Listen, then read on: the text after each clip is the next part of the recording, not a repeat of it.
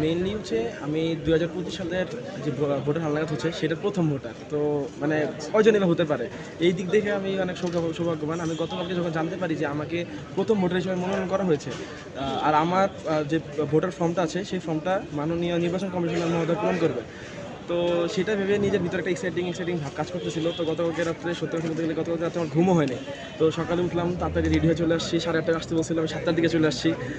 তো আসার পরে স্যার আসলেন, এসে হচ্ছে বক্তব্য দিলেন, তারপর স্যারকে গার্ড অফ অনার দিয়ে রিসিভ করা হলো, স্যার উদ্বোধন করলেন এবং প্রথম ভোটারই আমি।